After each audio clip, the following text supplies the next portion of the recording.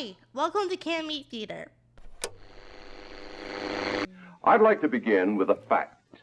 A simple yet shocking fact. It is this. When coming upon an electric fence, don't pee on it. That looks innocent enough, doesn't it? Please be advised, Can Meet Theater is not liable for children left unsupervised, personal belongings left unattended, actors left unemployed, lost luggage, lost hopes, lost idealism, damages due to acts of God, damages due to acts of dogs, damages due to actors. Please forward any concerns to our legal counsel whenever we get some. Enjoy the show. Often seemingly innocent places can turn out to be just where wrong associations are made. And that's why I'm not allowed into Chuck E. Cheese anymore. And now, Haiku News. News reports from around the world in 17 syllables. Here are some stories, some news from the past few weeks, in poetic form, in case you missed it. Former U.S. President Donald Trump arrested. Creates strong market for related merchandise. Trump is arrested. He claims to be innocent. Takes a great mugshot. Temperatures around the world reach record highs. It's so very hot. Cows are dying in the fields. Beef prices will rise.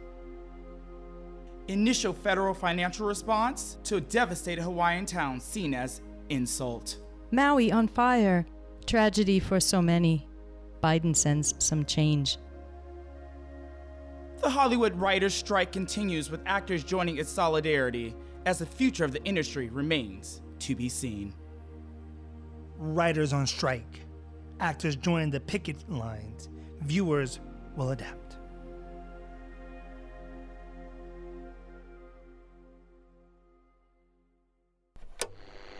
You're listening to Can Meet Theater. Yeah, it's that good. Very few blind people join the nudist colonies. But to those who do, we salute you. In 1899, Britain was in the grip of a panic. Hundreds of witnesses came forward to describe encounters with strange airships roaming the country. Is there any truth to these stories? And what could it have to do with the mysterious disappearance of a young noblewoman that same year? New evidence recently uncovered from beneath a public toilet in Glasgow could at least shed some light on the mystery. A diary, purportedly to be that of Lady Evelyn Ramsbottom, who disappeared from her family's estate in the spring of 1899, tells an amazing tale that could forever change the way we look at history.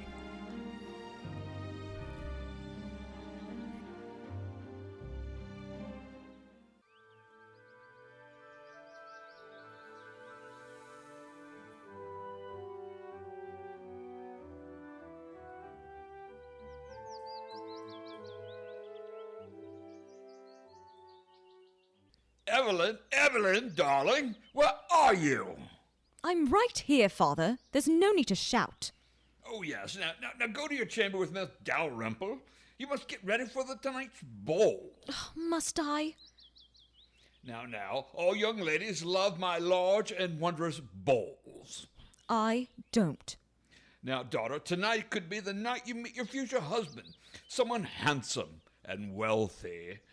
Just like Miss Austen's books. Jane Austen is a twat. Now, that is no way for a lady to speak. You may enjoy the evening air a bit longer, and I know you love the out-of-doors. But then it's up to Miss Dalrymple and your ball gown. Understand? Yes, Father. Very well, then. I've got arrangements to make. I shall see you in the ballroom at 7 on the dot, young lady. Oh dear, if only there was some escape from this suffocating world of balls and gowns and corsets and... What on earth is that? My God, what can it be? Oh no, it's getting closer. It's going to hit the cupola. Father! Ah!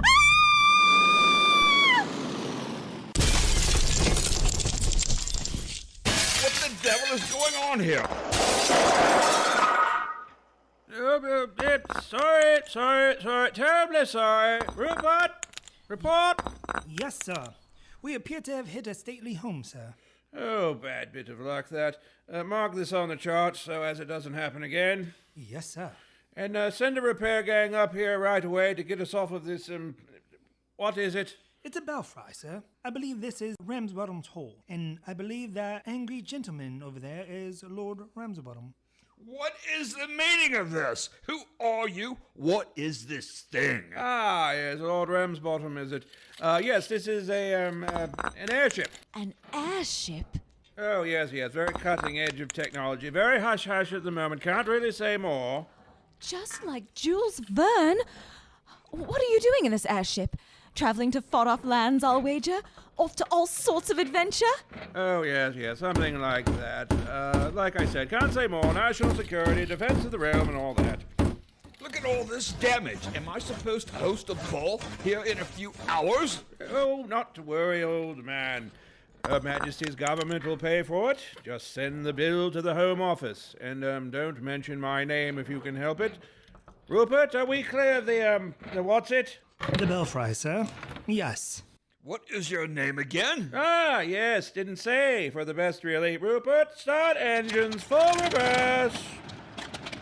Wait, come back here.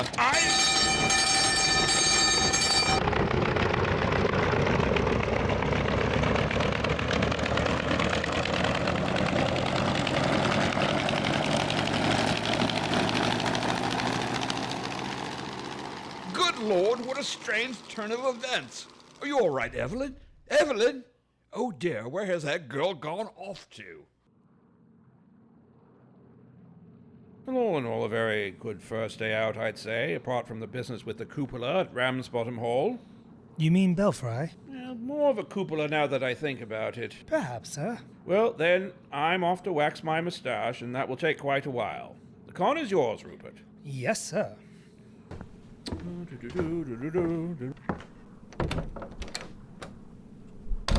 What? Oh, what in the devil's testicles? Who are you? What are you doing in here? Rupert! Oh dear. I'm very sorry, Captain. What's going on, sir? I heard some Oh dear. It's Major, actually. I'm not in the bloody Navy. Are you wearing trousers? Are those my trousers? Well, yes. Let me explain, Major. I am Lady Evelyn Ramsbottom. Ramsbottom. Oh, of course. I secreted myself aboard your craft whilst you were being berated by my father for hitting the cupola. Ah, you see, Rupert, I was correct about the cupola. My plan was to disguise myself as a man and join your crew. In doing so, I hope to escape the tyranny of my father's balls. I beg your pardon? My father is known across the land for his large and elaborately decorated balls. His only wish is to attract the wealthiest and most eligible young men so he can marry me off and increase his own status in society. My word, that sounds terrible. It is. You see, I fancy myself a modern woman. I do not wish to be defined by who my husband is. I want to be known for my own accomplishments and have adventures in this world just like a man would. Oh, I know it's hard for you to understand, but if you had had balls thrust upon you ever since you achieved young womanhood, you would see my plight. You're absolutely right. I don't. Well, this is all highly irregular. First off, let us properly introduce ourselves. I am Major Alcock Brown. I am known as the Major. This is my man, Rupert. At your service. My lady, while I myself am very progressive on these issues, it is nonetheless highly inappropriate for someone to stow away aboard a top-secret airship on Her Majesty's business and engage in cross-dressing just to avoid some tedious social engagements. Rupert, turn us around. Make for Ramsbottom Hall. Slightly more altitude this time, please. Oh, please, Major. I could be of great benefit to you and your ship. Really? I don't see how. I can cook. Oh, no need. Rupert here's an accomplished chef. I can sew quite well. Rupert is as fine a tailor as any. I could clean. Rupert keeps the ship tidier than nuns' knickers. I'm sorry, Lady Evelyn, but you see, any use for a woman I might have, I can rely on Rupert to provide. I see. I suppose the fact that I can speak 6 languages and am an expert at celestial navigation is of no interest, then. Are you serious? I have a lot of time on my hands between bowls. Sir, we are rather lacking in the navigation department. Hence the cupola incident. Ah, yes. And it may be a good idea to keep her close by, seeing that she could give our mission away. Indeed. Lady Evelyn, is one of the languages you speak Dutch? Why, yes, it is. Is that important? That's strictly need to know. Anyhow, we have a deal. Welcome aboard Her Majesty's airship, Impossible. Impossible? I-class, along with the implausible, the intransigent, and the inflammable, the most sophisticated and secret flying machines in the world. Which reminds me, Rupert, who's flying the ship? Oh dear, if you'll excuse me.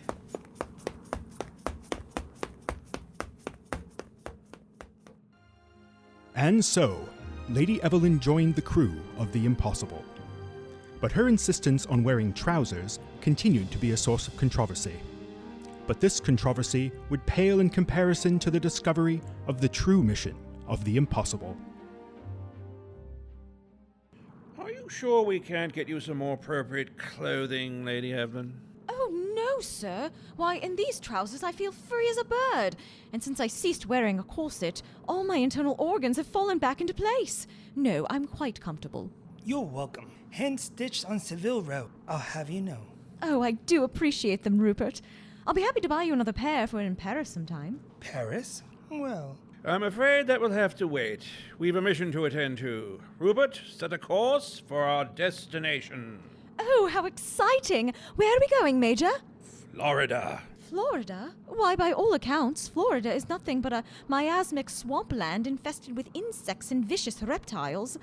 Why would we be going there? The question is not where we are going, my lady, but when. Whatever do you mean? Lady Evelyn, I must at this time swear you to absolute secrecy in Her Majesty's name on pain of death. Goodness! Is there really cause to be so dramatic? Yes, indeed, my lady, for the Impossible is, in fact, not just an airship, but a time-traveling airship.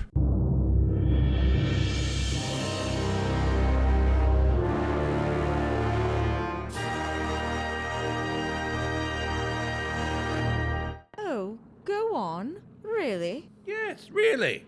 Honestly, Major, I mean, an airship is one thing, but time travel? That's, well, impossible. Hence our ship's moniker. No, I assure you it is all quite possible. Why, H.G. Wells himself has speculated upon it with some accuracy. Old school chum of mine, you know, used to call him Spanker Wells on account of his, Major, this is too much. I mean, what could even power such a device? Audacity, my lady. Sheer audacity. That and some strange metal they dug up in the Congo. Well, I simply shan't believe it until I've seen it with my own eyes. You shall see soon enough, my lady. Until then, I offer this from our most recent foray into the future. What is this, then? What does it look like? It's a copy of the Times from July 16th, 1969. 70 years in the future. My God, can this be real? I assure you there is no chicanery involved. And do you see the story on the front page? A rocket. A rocket taking men to the moon. A rocket launched from Florida. Florida? Why, just as Mr. Verne had predicted. Indeed. Yes, it appears that Florida in the late 20th century is the hub of mankind's endeavors to explore the universe. Amazing. Is that where we're going? 1969? No, my lady, we're going even farther into the future, to the 21st century. Really? Oh, imagine the advancements that will be made by then. Why, Florida must be a center of science, learning, and culture unparalleled in history. That is our supposition as well. Why, it is our belief that the Florida man, as he may be known, might be the very model of intelligence and virtue in the world of tomorrow. I can't wait to see it. Right then, Rupert, engage the time drive. Yes, sir.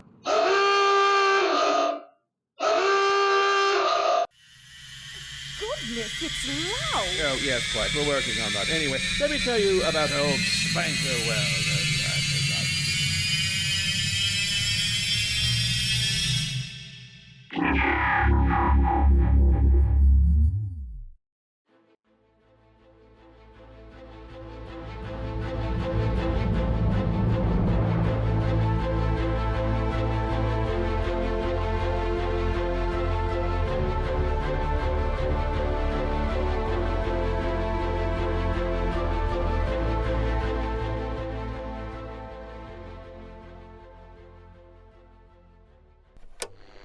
You're listening to Canned Meat Theatre. Drama so thick you can slice it. I remember your father. The trouble I had with him. Seemed as if nothing I did would interest him until I... Until what, Mother? Until I discovered how much he enjoyed... Tantric Sudoku. Are you locked up? Yeah. Don't have any family or friends willing to get you out the slammer? Nope. Are you single or ready to start a new life on the outside? Hell yeah. Well, Wedding Bell Bail Bonds is here to help.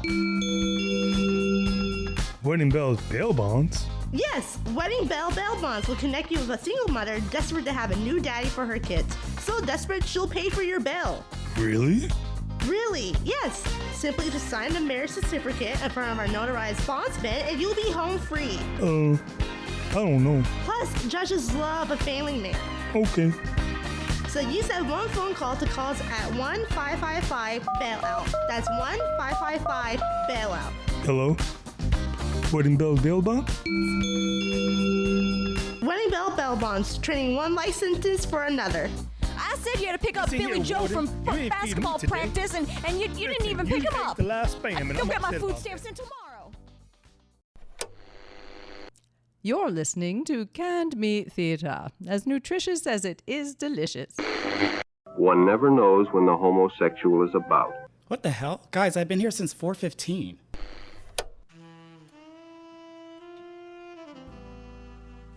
In this city, the sun never sets. People dance all night, and the bunions come out the next morning.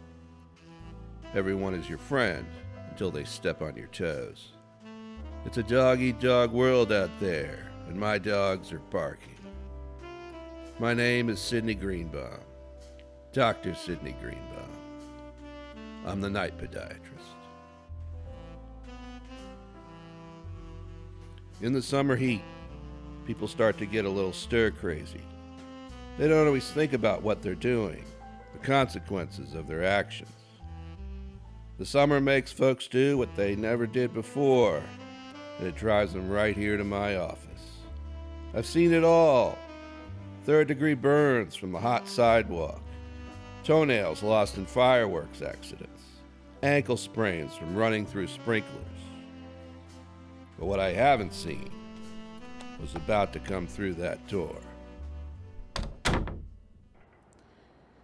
Dr. Greenbaum? It's me, Sylvia, Mikey's client. Mike had been my top referral source since I first graduated with a residency with a focus in corns. A good man with a talent for getting even that tiny sliver of pinky toenail painted perfectly. He was one of the best nail techs in the city, and he was the first to send me a new patient with any concerns. That's how I first met Sylvia all those years ago. Those cankles used to be the size of cantaloupes. It's been some time, Sylvia. How's Mike been? What brings you across the tracks to my place? It's been years. Oh, same old Mikey. The best nail tech you've ever seen. Listen, I'm having this little issue with my big toe. Can you take a look? Well, it's good to hear he's doing well. Come here, let me see. You can always tell when someone's had a pedicure recently. The flip-flops come out and the tan lines between the toes start to show. You can also tell when someone's been done wrong. Ow! Yes, see? It's swollen and green, and it does not match my pink pizzazz petty. My God, I've never seen an STD this bad before. STD? Subungual toenail disease. You've got a very nasty fungal infection here. I've only ever seen this from a pedicure gone wrong. Did Mike do this to you? Oh, no, he would never. His equipment is always so sterile. But, well, you see, I love Mikey. He's a great nail tech. But things have gotten so routine. I go in, he asks about my day. We pick the same shade of green nail polish. He uses the same lavender sugar scrub on my cankles. I don't like where this is going. It was just a one-time thing. A moment of weakness. You see, there was this Groupon. Groupon. I know. But it was for a deluxe spa pedicure. Half off. It had it all. The fizz, the scrub, the paraffin wax. You know, Mikey hasn't used any paraffin wax on me in years. I just wanted to feel the heat again, Doc. I wanted to try something new and bold. Oh, hot pink toes. Mike would never let me do that. Said it doesn't match my skin tone. All right. So you went to a new salon and got the deluxe pedicure. When it came time to do my cuticles, I noticed the pusher was a bit dull. It didn't come out of a fresh pack like they always do at Mike's, but instead out of a drawer. I thought that was weird, but the technician said, "Don't worry, I keep my equipment clean." He started working me and then, ow! I felt him accidentally cut my cuticle. I thought nothing of it. He was very apologetic. He even got me a glass of wine to make up for it. But now, well, see, I was wrong. Clean equipment, he said.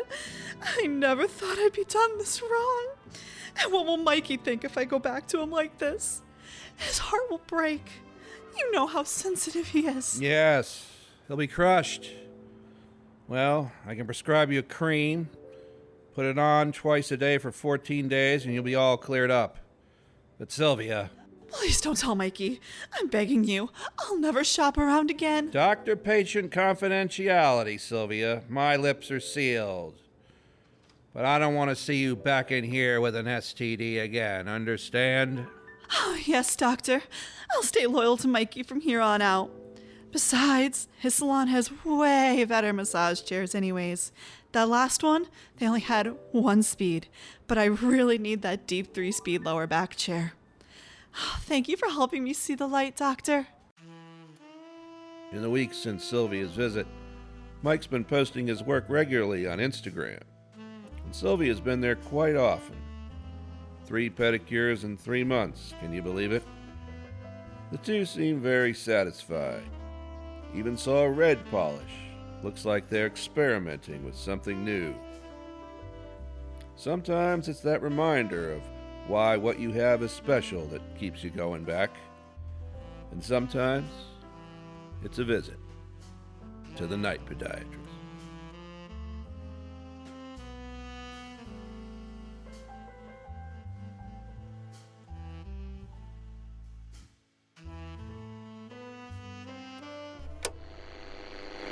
The extreme spiked heel and the tight boot, the riding crop, the burning cigarette, rubber and leather garments. Stop. Honestly, you had me at hello. And now, Haiku News. News reports from around the world in 17 syllables. Here are some stories, some news from the past few weeks, in poetic form, in case you missed it. The Republican Party holds its first presidential debate. They gather to yell, boast, and bicker in hopes of impressing voters. 2 nations on separate missions to the moon have different results. They are on the moon. India, but not Russia. Space travel is hard. The worst storm in 84 years and an earthquake both hit Los Angeles. Earthquakes and flooding. It's good that everyone's high. My friend there said that.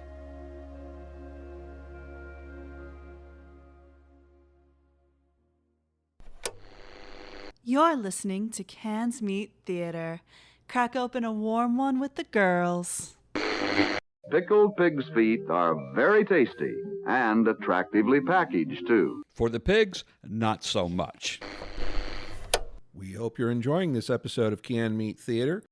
Please rate and review wherever you listen to podcasts, and be sure to visit our website at www.cannedmeattheater.com and support us on Patreon. We continue with another classic from the great satirical songwriter Tom Lehrer. Tom placed all of his music in the public domain last year, and we are shamelessly using it to our benefit.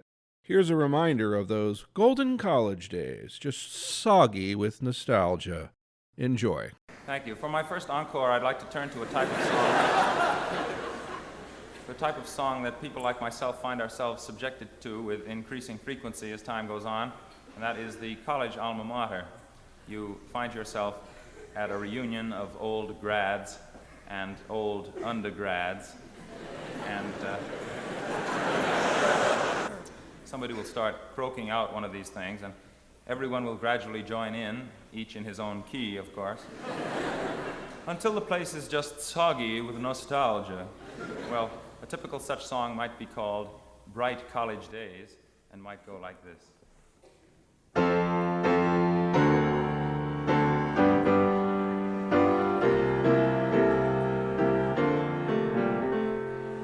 Bright college days, oh carefree days that fly, to thee we sing with our glasses raised on high. Let's drink a toast as each of us recalls ivy-covered professors in ivy-covered halls. Turn on the spigot, pour the beer and swig it, and gaudiamus igitt a tour. Here's to parties we tossed, to the games that we lost. We shall claim that we won them someday. To the girls young and sweet, to the spacious back seat of our roommate's beat-up Chevrolet.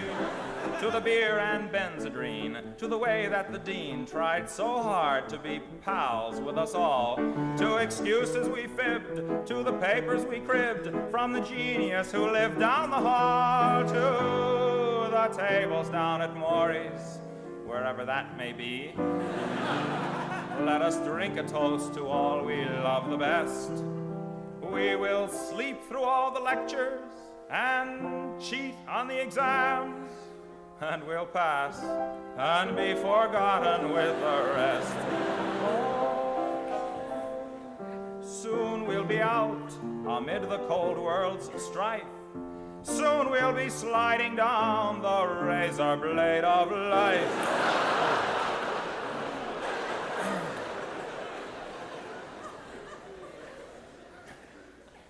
Ready? But as we go our sordid separate ways, we shall never forget thee, thou golden college days. Hearts full of youth, hearts full of truth, 6 parts gin to 1 part vermouth.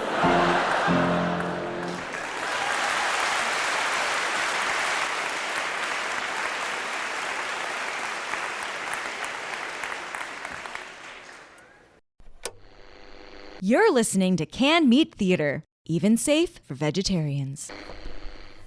So keep with your group, and don't go off alone with strangers unless you have the permission of your parent or teacher.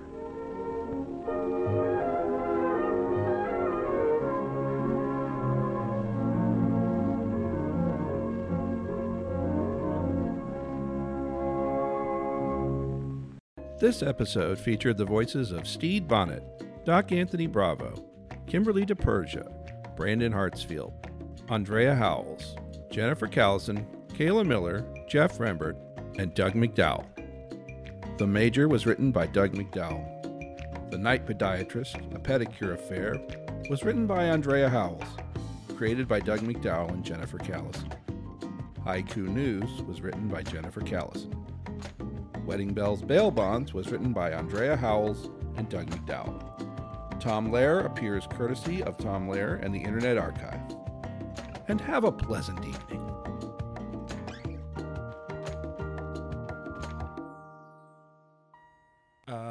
Assalamu alaikum. Oh, no.